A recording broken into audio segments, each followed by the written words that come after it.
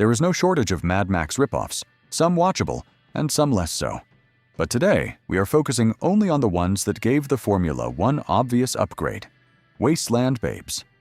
I am willing to bet you have not seen all 6. If I am wrong, you have my respect. But if I am right, they are all available on Tubi, so that can be fixed. She-Wolves of the Wasteland, also released as Phoenix the Warrior, opens after a bacteriological apocalypse apparently wipes out the entire male population, leaving the surviving women to wander the desert in bikinis and headbands. Former Miss India Persis Kambata plays Cobalt, the Reverend Mother's chief enforcer. The Reverend Mother runs a genetic program from a plastic-draped soundstage and is somehow kept alive by an army surplus radio. A group of breeders steals male seed from the program, and Keela, played by future Playboy playmate Peggy McIntaggart and credited here as Peggy Sands, becomes pregnant with what will be the first male child born in decades. After Cobalt captures the group, the boy and the last surviving adult man are taken to the Reverend Mother. Keela and the others are handed over to a television-worshipping cult dressed in masks and burlap sacks, living in a graveyard filled with broken televisions and skeletons propped up in armchairs. The boy eventually ends up inside a giant birdcage while the Reverend Mother prepares to sacrifice him and make her powers unstoppable. Director Robert Hayes, not Robert Hayes from Airplane, sketches out just enough plot to justify the next catfight and then largely gives up on narrative logic. Nobody explains how the post-apocalyptic wasteland kept its supply of hair dye and bikini tops running. Nobody was really asking. By now, you have probably figured out that it is bad, but bad in a way that makes you want to keep watching.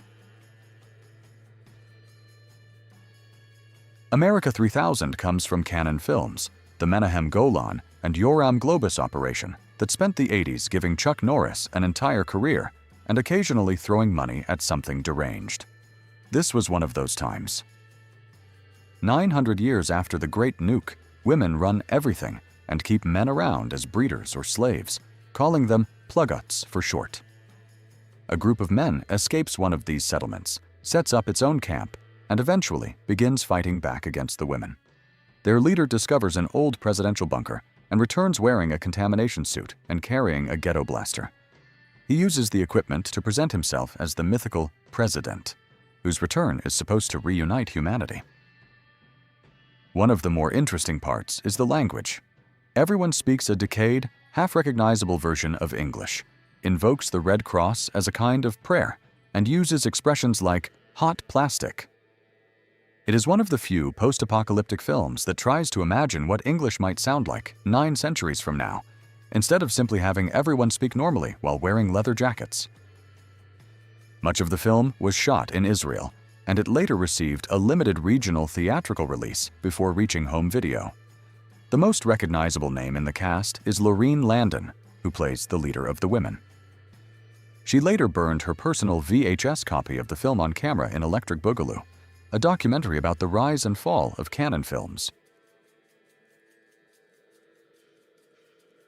Hell Comes to Frogtown takes place on a post-apocalyptic Earth shared by humans and mutant amphibians.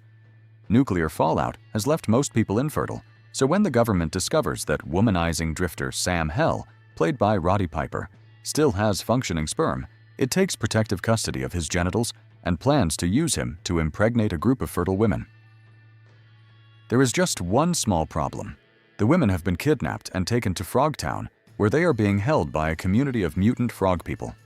Sam is sent to rescue them, wearing an electronically controlled codpiece that prevents him from abandoning the mission. The premise sounds like something invented by 2 stone teenagers in a dorm room, but the film is a lot of dumb fun. And it is not as if you see anthropomorphic frogs in suits wielding chainsaws often enough for that to get boring. The most memorable scene belongs to Spangle, the officious nurse assigned to accompany him, played by Sandal Bergman. After she is captured, she is forced to perform the Dance of the 3 Snakes, transforming from a severe government employee into an erotic dancer. It does not end particularly well for the frogs. Now let's see what Canada has to offer the post-apocalypse.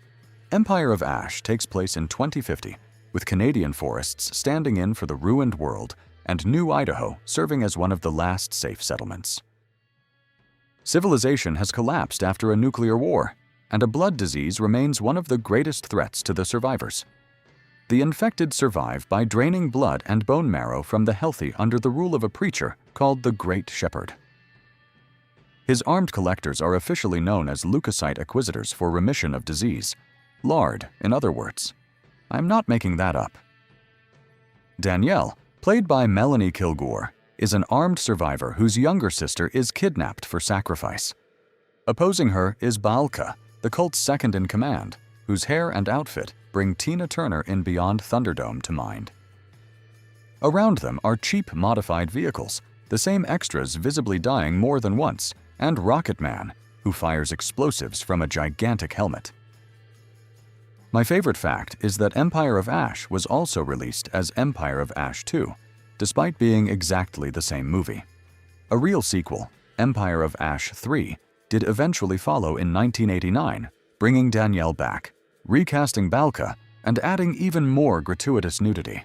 Just thought you might want to know.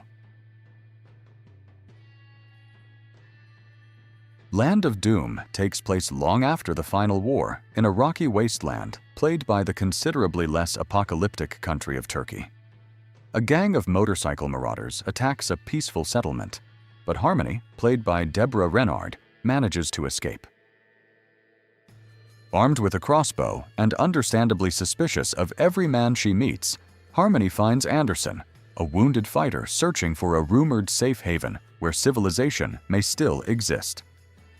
Along the way, they encounter cannibals, victims of the plague, and Orland, a bicycle-riding wanderer who speaks in old-fashioned English with a puppy in tow.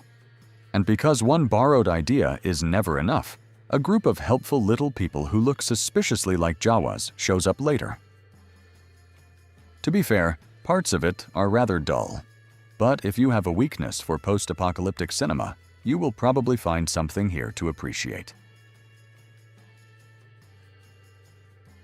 She is insane, yet memorable and oddly compelling.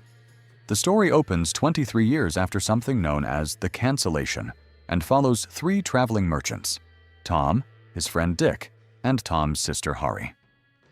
When Hari is abducted by a tribe of raiders called the Norks, Tom and Dick seek help in the nearest city, only to be sold into slavery. Tom escapes, rescues Dick, and learns that only the city's goddess and queen, She, knows the way to Nork territory. She is played by Sandal Bergman, best known as Valeria in Conan the Barbarian, a role that earned her the Golden Globe for New Star of the Year. Before Tom and Dick can reach her, she fights a Frankenstein-like monster, renews herself in a mystical hot spring, and hears a prophecy that a man will win her heart, cause her to break her vow, and ultimately destroy her. Tom and Dick then kidnap She and force her to guide them. All of this happens roughly 20 minutes after the opening credits.